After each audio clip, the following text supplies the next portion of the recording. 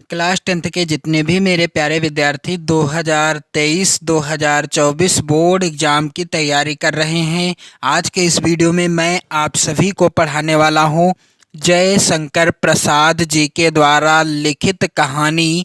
यहाँ पर आप सभी लोग ध्यान दीजिएगा, ममता। यह कहानी वेरी इंपॉर्टेंट है आपकी बोर्ड परीक्षा की दृष्टि से। यहाँ से आपकी बोर्ड परीक्षा में प्रश्न 100% पूछे जाएंगे।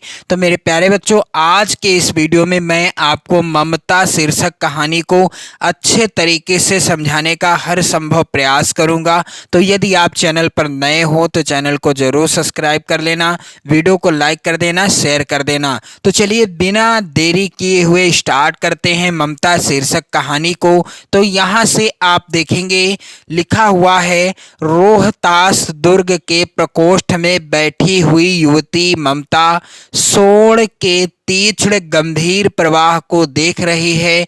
ममता विधवा थी। ममता कौन थी? ममता एक विधवा थी और उसका यौवन सोण के समान ही उमड़ रहा था। जिस प्रकार से सोण नदी उमड़ रही थी, ठीक उसी प्रकार से सोण अर्थात सोन नदी उमड़ रही थी, उसका यौवन भी उसी की तरह उमड़ रहा था। मन में वेदना, मस्तक में आंधी, आंखों में पानी की बरसात लिए वह सुख के कंटक शयन में विकल थी।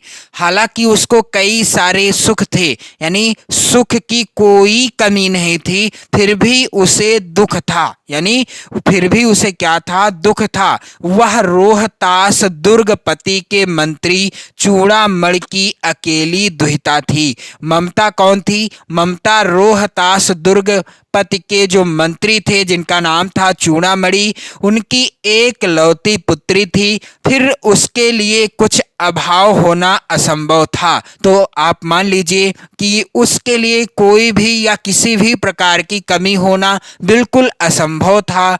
परंतु वह क्या थी? वह विधवा थी और हिंदू विधवा संसार में सबसे निराश्रय प्राणी है। तब उसकी विडंबना का कहाँ अंत था? कहने का तात्पर्य है, हालांकि उसको सारे सुख मिले हुए थे, लेकिन क्या हुआ था? वह यौवन अवस्था में ही विधवा हो गई थी। इस कारण से उसे सुख मिलने के उपरांत भी वह दुखी थी।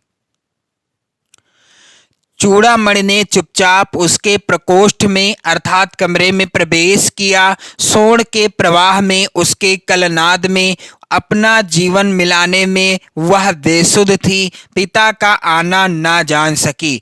वह इतना मग्न थी अर्थात उस सोन नदी के प्रवाह में और उसके कलनाद में इतना जो है मग्न हो गई थी, उसी के प्रवाह के साथ अपना जीवन को अपने जीवन की कल्पना कर रही थी और वह बेसुध हो गई कि उसे पता ही नहीं चला कि उसके पिता उसके कमरे में या प्रकोष्ठ में कब आ गए।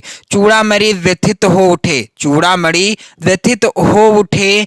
स्नेह पालिता पुत्री के लिए क्या करें, यह स्थिर ना कर सकते थे। लौट कर बाहर चले गए। वह कमरे से बाहर चले गए। ऐसा प्राय होता, पर आज मंत्री के मन में बड़ी दुश्चिंता थी, पैर सीधे ना पड़ते थे। ऐसा प्राय होता था, यानी चूड़ामणि कमरे में आते और अपनी पुत्री को दुखी देखकर तुरंत लौटकर वापस चले जाते थे। लेकिन आज क्या था? आज उनके मन में बड़ी दुश्चिंता थी, बड़े अनेक प्रकार की दुविधा थी। क्या थी? एक पहर बीत जाने पर वह फिर ममता के पास आए। जब दिन का एक पहर बीत गया तो वह ममता के पास आए। उस समय उनके पीछे 10 सेवक चांदी के बड़े थालों में कुछ लिए खड़े थे। कितने ही मनुष्यों के पद शब्द सुन ममता ने घूमकर देखा। मंत्री ने सब थालों को रखने का संकेत किया। अनुचर थाल रखकर चले गए। अनुचर जो थे वो थाल रख करके चले गए। और इसके बाद क्या हुआ? ममता ने पूछा, यह क्या है पिताजी? पिताजी से ममता ममता ने क्या पूछा कि यह क्या लेकर के आए हो? तेरे लिए बेटी उपहार है। चूड़ामणि ने कहा कि यह जो है तेरे लिए उपहार है। उसका आवरण उलट दिया और उस पर जो आवरण झपा हुआ था, कपड़ा जो पड़ा हुआ था, उसे हटा दिया। स्वर्ण का पीलापन उस सुनहली संध्या में विकीर्ण होने लगा। ममता चौंक उठी। उन जो है थालों में क्या था? सोना था और उसका जो है पीलापन उस सुनहली संध्या में विकीर्ण होने लगा, अर्थात फैलने लगा और ममता चौंक उठी। इतना स्वर्ण यह कहाँ से आया? चुप रहो ममता, यह तुम्हारे लिए है। ममता ने पूछा कि इतना स्वर्ण यह कहाँ से लाए हो पिताजी? तो पिताजी अर्थात चूड़ामणि ने क्या कहा कि चुप रहो, यह सब तुम्हारे लिए है। तो क्या आपने म्लेच्छ का उत्कोच स्वीकार कर लिया? पिताजी यह अनर्थ है, अर्थ नहीं। ममता ने क्या कहा? क्या आपने रिश्वत लेना भी स्वीकार कर लिया है? और ये जो आप कर रहे हैं यह अनर्थ है, अर्थ नहीं है, अच्छा कार्य नहीं है, ठीक नहीं है, लौटा दीजिए। क्या कर दीजिए? ये सब जो है लौटा दीजिए। पिताजी हम लोग ब्राह्मण हैं, इतना सोना लेकर क्या करेंगे? ममता ने कहा कि पिताजी हम लोग ब्राह्मण हैं, इतना सोना लेकर के क्या करेंगे? इस पतनोन्मुख प्राचीन सामंत वंश का अंत समीप है बेटी। चूड़ामणि कहने लगे कि इसका जो है अंत आ चुका है, इस साम्राज्य का अंत आ चुका है। किसी भी दिन शेरशाह रोहितास पर अधिकार कर सकता है। उस दिन मंत्रित्व ना रहेगा। तब के लिए बेटी, यानी तब के लिए आज से ही मैंने सुविधा एकत्र कर ली है। और आगे क्या होता है? हे भगवान, तब के लिए, विपद के लिए। यह जो यहाँ पर आप देख पा रहे हैं गद्यांश है, यह तो कई बार बोर्ड परीक्षा में आता रहा है। हे भगवान, तब के लिए, विपद के लिए इतना आयोजन, परम पिता की इच्छा के विरुद्ध इतना साहस, पिताजी क्या भीख ना मिलेगी? ममता कहने लगी कि तब के लिए इतना आपने आयोजन कर लिया, इतनी आपने तैयारी कर ली, आपने जो है परम पिता की इच्छा के विरुद्ध कार्य किया है। आपका इतना साहस कैसे हो गया कि आप जो है ये चोरी करके लाएं? तो पिताजी से क्या कहने लगी? क्या कोई हिंदू भूपृष्ठ पर ना बचा रह जाएगा? ममता ने कहा क्या कोई हिंदू भूपृष्ठ पर नहीं रह जाएगा जो ब्राह्मण को 2 मुट्ठी अन्न दे सके? यह असंभव है। फेर दीजिए पिताजी, मैं कांप रही हूं, इसकी चमक आंखों को अंधा बना रही है। ममता कहने लगी कि मुझे जो है इसकी चमक आंखों को, मेरी आंखों को अंधा बना रही है और मैं कांप रही हूं, इसे वापस कर दीजिए। मूर्ख है कहकर चूड़ामणि चले गए। चूड़ामणि ने क्या कहा? तू मूर्ख है, नादान है, तुझे अक्ल नहीं है, और वह चले गए। दूसरे दिन जब डोलियों का तांता भीतर आ रहा था, ब्राह्मण मंत्री चूड़ामणि का हृदय धक धक करने लगा। वह अपने को रोक ना सका। उसने जाकर रोहतास दुर्ग के तोरण पर डोलियों का आवरण खुलवाना चाहा। पठानों ने कहा यह महिलाओं का अपमान करना है। पठानों ने क्या कहा कि यह महिलाओं का अपमान करना है। दूसरे दिन क्या हुआ? डोलियों का तांता, यानी कई डोलियां जो है अंदर आ रही थी, तो चूड़ामणि ने क्या किया? दरवाजे पर, यानी दुर्ग के तोरण पर, किले के जो तोरण था वहां पर जाकर के उन्होंने डोलियों का आवरण खुलवाना चाहा। लेकिन पठानों ने क्या कहा कि यह महिलाओं का अपमान करना है। बात बढ़ गई, तलवारें खींची, ब्राह्मण वहीं मारा गया। और क्या हुआ? राजा रानी और कोस सब छली शेरशाह के हाथ पड़े। निकल गई ममता। डोली में भरे हुए पठान सैनिक दुर्ग भर में फैल गए, पर ममता ना मिली। क्या हुआ? तलवारें खिंच गई, बात बढ़ गई, तलवारें खिंच गई और ब्राह्मण यानी चूड़ामणि वहीं पर मार दिए गए। राजा रानी और कोष, सब कुछ, राजकोष जो था सब कुछ शेरशाह के हवाले हो गया। लेकिन ममता भाग गई। इसके बाद यहाँ पर ध्यान दीजिएगा, आगे लिखा हुआ है, मेरे प्यारे बच्चों आप सभी इस वीडियो को जरूर शेयर कर देना। लिखा हुआ है काशी के उत्तर में धर्मचक्र विहार मौर्य और गुप्त सम्राटों की कीर्ति का खंडहर था। भग्न चूड़ा पूरा तृण गुल्फों से ढके हुए प्राचीर ईंटों के ढेर में बिखरी हुई भारतीय शिल्प की विभूति ग्रीष्म की चंद्रिका में अपने को शीतल कर रही थी। जहां पंचवर्गीय भिक्षु गौतम का उपदेश ग्रहण करने के लिए पहले मिले थे, उसी स्तूप के भग्नावशेष की मलिन छाया में एक झोपड़ी के दीपावलोक में एक स्त्री पाठ कर रही थी। क्या अनन्यासी चियंत यतो माँ ये जनाः पार्योपासते। पाठ रुक गया। एक भीषण और हताश आकृति दीप के मंद प्रकाश में सामने खड़ी थी। स्त्री उठी, उसने कपाट बंद करना चाहा, परंतु उस व्यक्ति ने कहा, माता मुझे आश्रय चाहिए। तुम कौन हो? स्त्री ने पूछा। स्त्री ने क्या पूछा? तुम कौन हो? तो उस पुरुष ने क्या कहा? मैं मुगल हूँ, चौसा युद्ध में शेरशाह से विपन्न होकर रक्षा चाहता हूँ। इस रात अब आगे चलने में असमर्थ हूँ, यानी इस रात में आगे जाने में असमर्थ हूँ।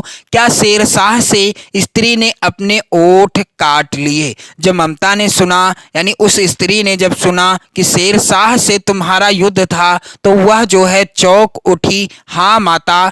उस पुरुष ने कहा, हाँ माता, परंतु तुम भी वैसे ही क्रूर हो। वही भीषण रक्त की प्यास, वही निष्ठुर प्रतिबिंब तुम्हारे मुख पर भी है। सैनिक, मेरी कुटी में स्थान नहीं, जाओ कहीं दूसरा आश्रय खोज लो। गला सूख रहा है, गला सूख रहा है, साथी छूट गए हैं, अश्रु गिर पड़ा है, इतना थका हुआ हूँ, इतना कहते कहते वह व्यक्ति धम्म से बैठ गया और उसके सामने ब्रह्मांड घूमने लगा। उस व्यक्ति ने क्या कहा कि माता, मेरा गला सूख रहा है प्यास के कारण, और मेरे जो साथी थे वो सब छूट गए हैं, और मेरा जो घोड़ा था वह गिर पड़ा है, थकान के कारण वह गिर पड़ा है, और मैं भी इतना थक गया हूँ। इतना कहते कहते वह भी व्यक्ति क्या हुआ, जमीन पर धम्म से बैठ गया और उसके सामने ब्रह्मांड घूमने लगा, अर्थात उसे चक्कर आने लगा। स्त्री ने सोचा, यह विपत्ति कहां से आई? उसने जल दिया, मुगल के प्राणों की रक्षा हुई। उस स्त्री ने क्या किया? उसे पानी पिलाया, तब जाके उसके प्राण बचे। वह सोचने लगी, सब विधर्मी दया के पात्र नहीं, मेरे पिता का वध करने वाले आतताई।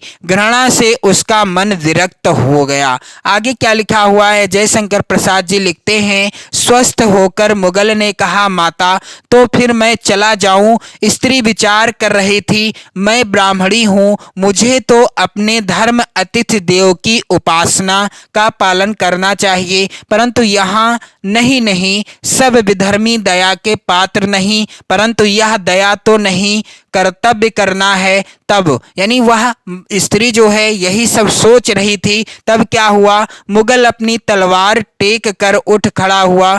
ममता ने कहा, क्या आश्चर्य की बात है कि तुम भी छल करो, ठहरो। ममता ने कहा कि ऐसा तो हो नहीं सकता कि तुम भी छल कर जाओ, लेकिन क्या करो, तुम ठहर जाओ। मेरा हृदय कहता है कि तुम छल करोगे या नहीं करोगे, ये इससे मुझसे कोई मतलब नहीं है, लेकिन तुम रुक जाओ, ठहर जाओ। छल नहीं, तब नहीं स्त्री, जाता हूं, तैमूर का वंशधर स्त्री से छल करेगा, जाता हूं, भाग्य का खेल है। उस पुरुष ने क्या कहा कि छल नहीं नहीं, ऐसा मैं कर ही नहीं सकता, क्योंकि मैं तैमूर का वंशधर हूं, और तैमूर का वंशधर किसी स्त्री से छल करेगा, ऐसा तो बिल्कुल हो ही नहीं सकता, सब भाग्य का खेल है। चलो ठीक है, मैं यहां से जाता हूं। ममता ने मन में कहा, क्या कहा, यहाँ कौन दुर्ग है, यही झोपड़ी ना तो चाहे ले ले, मुझे अपना कर्तव्य करना पड़ेगा। ममता ने सोचा कि यहाँ कौन सा दुर्ग है, किला है जिसे यह छल करके लूट लेगा, अधिकार कर लेगा। यह तो एक झोपड़ी है, चाहे ले ले चाहे जो भी कर ले, लेकिन मुझे तो अपना कर्तव्य यानी अतिथि देव का कर्तव्य, अतिथियों का पालन पोषण करने का कर्तव्य, उनकी सेवा करने का कर्तव्य निभाना पड़ेगा। वह बाहर चली आई और मुगल से बोली, जाओ भीतर थके हुए भयभीत पथिक, तुम चाहे कोई हो, मैं तुम्हें आश्रय देती हूँ, और मैं ब्राह्मण कुमारी हूँ, सब अपना धर्म छोड़ दें, तो मैं भी क्यों छोड़ दूं। मुगल ने चंद्रमा के मंद प्रकाश में वह महिमामय मुखमंडल देखा। उसने मन ही मन नमस्कार किया। ममता पास की टूटी हुई दीवार में चली गई। भीतर थके पथिक ने झोपड़ी में विश्राम किया। ममता ने क्या किया, पास की एक टूटी हुई दीवार थी उसी के पास चली गई और भीतर उस पथिक ने यानी झोपड़ी में विश्राम किया। आगे क्या हुआ, जब प्रभात हुआ यानी सुबह हुआ, प्रभात में खंडहर की संधि में ममता ने देखा, क्या देखा, सैकड़ों अश्वारोही उस प्रांत में घूम रहे हैं। वह अपनी मूर्खता पर अपने को कोसने लगी। क्यों? क्योंकि उसने सोचा कि शायद मैंने इस व्यक्ति को यहाँ पर आश्रय देकर मुसीबत को मोल ले लिया है। लेकिन हुआ क्या, अब उस झोपड़ी से निकलकर उस पथिक ने कहा, मिर्जा मैं यहाँ हूँ। उस झोपड़ी से वह व्यक्ति निकला और उसने क्या कहा, मिर्जा मैं यहाँ हूँ। आगे क्या लिखते हैं जयशंकर प्रसाद जी कि शब्द सुनते ही प्रसन्नता की चीत्कार ध्वनि से वह प्रांत गूंज उठा। ममता अधिक भयभीत हुई। पथिक ने कहा, वह स्त्री कहाँ है, उसे खोज निकालो। ममता छिपने के लिए अधिक सचेष्ट हुई। उस पथिक ने क्या कहा कि उस स्त्री को खोज निकालो जो यहाँ पर थी और उसको जो है क्या करना है, खोज लेना है। इतनी बात जब ममता ने सुनी तो वह और सचेष्ट हो गई। वह मृग दाव में चली गई। दिन भर उसमें से ना निकली। संध्या में जब उन लोगों के जाने का उपक्रम हुआ तो ममता ने सुना पथिक घोड़े पर सवार होते हुए कह रहा है, मिर्जा उस स्त्री को मैं कुछ दे ना सका, उसका घर बनवा देना, क्योंकि मैंने विपत्ति में यहाँ विश्राम पाया था और यह स्थान भूलना मत। इसके बाद वह चले गए। इसके बाद वह क्या हुए, वहां से चले गए। उस व्यक्ति ने कहा कि मैं उस स्त्री को कुछ दे नहीं सका, विपत्ति में मैंने यहाँ पर विश्राम पाया था, तो मैं चाहता हूँ कि इस स्थान पर उसका घर बनवा देना, इस स्थान को मत भूलना। और इतना कहते हुए वह वहां से सब लोग चले गए। चौसा के मुगल पठान युद्ध को बहुत दिन बीत गए। ममता अब 70 वर्ष की वृद्धा है। वह अपनी झोपड़ी में एक दिन पड़ी थी। शीतकाल का प्रभात था। उसका जीर्ण कंकाल खांसी से गूंज रहा था, यानी उसे बहुत ज्यादा खांसी आ रही थी। ममता की सेवा के लिए गांव की 2-3 स्त्रियां उसे घेर कर बैठी थी, क्योंकि वह आजीवन सबके दुख सुख की सहभागिनी रही। मेरे प्यारे बच्चों, यदि आप किसी के दुख सुख के सहभागी रहते हो तो उम्मीद है, उम्मीद ही नहीं 100% है कि आपके दुख सुख में भी कोई ना कोई आपका सहभागी जरूर रहेगा। इसलिए हमें सभी के दुख सुख में सहभागी रहना चाहिए। आगे कहते हैं जयशंकर प्रसाद जी, ममता ने जल पीना चाहा। एक स्त्री ने सीपी से जल पिलाया। सहसा एक अश्वारोही उसी झोपड़ी के द्वार पर दिखाई पड़ा। वह अपनी धुन में कहने लगा, क्या मिर्जा ने जो चित्र बनाकर दिया है वह तो इसी जगह का होना चाहिए। वह बुढ़िया मर गई होगी। अब किससे पूछूं कि एक दिन शाहजहां हुमायूं किस छप्पर के नीचे बैठे थे। यह घटना भी तो 47 वर्ष से ऊपर की हुई। ममता ने अपने बिकल कानों से सुना। उसने पास की स्त्री से कहा, उसे बुलाओ। जब ममता ने सुना इस बात को, यानी उस पथिक को बोलते हुए, तो उसने कहा कि इसे बुलाओ जो बाहर है। अश्वरोही पास आया। ममता ने रुक रुक कर कहा, मैं नहीं जानती कि वह शाहजहां था या साधारण मुगल, पर एक दिन इसी झोपड़ी के नीचे वह रहा। मैंने सुना था कि वह मेरा घर बनवाने की आज्ञा दे चुका था। मैं आजीवन अपनी झोपड़ी के खोदे जाने के डर से भयभीत रही। भगवान ने सुन लिया। मैं आज इसे छोड़े जाती हूँ, अर्थात मैं इस संसार को हमेशा हमेशा के लिए छोड़कर जा रही हूँ। तुम इसका मकान बनाओ या महल, मैं अपने चिर विश्राम गृह में जाती हूँ। वह अश्वरोही अवाक खड़ा था। बुढ़िया के प्राण पक्षी अनंत में उड़ गए। वहाँ एक अष्टकोण मंदिर बना और उस पर शिलालेख लगाया गया। सातों देश के नरेश हुमायूं ने एक दिन यहाँ विश्राम किया था। उसके पुत्र अकबर ने उसकी स्मृति में यह गगनचुंबी मंदिर बनवाया, पर उसमें ममता का कहीं नाम नहीं लिखवाया गया। तो जयशंकर प्रसाद जी के द्वारा यह कहानी रचित है और इसी तरह से मैं प्रत्येक चैप्टर को गद्यांश, हिंदी के जितने भी गद्य खंड के पाठ हैं सभी को क्रमवार से पढ़ा रहा हूं। मैंने पहला पाठ मित्रता शीर्षक पाठ पढ़ा दिया है। आप वीडियो देख सकते हैं, चैनल की प्ले प्लेलिस्ट में। और जो हिंदी के पद्यांश हैं, जितने भी, कहने का तात्पर्य है जो हिंदी पद्य खंड है, सभी से रिलेटेड वीडियो आपको इस चैनल पर देखने को मिलेंगे। आप वीडियो को ज़्यादा से ज़्यादा शेयर कर देना और साथ ही आप चैनल के साथ जुड़े रहना 2023-2024 बोर्ड एग्जाम के लिए। तो वीडियो को जरूर शेयर कर देना। जय हिंद।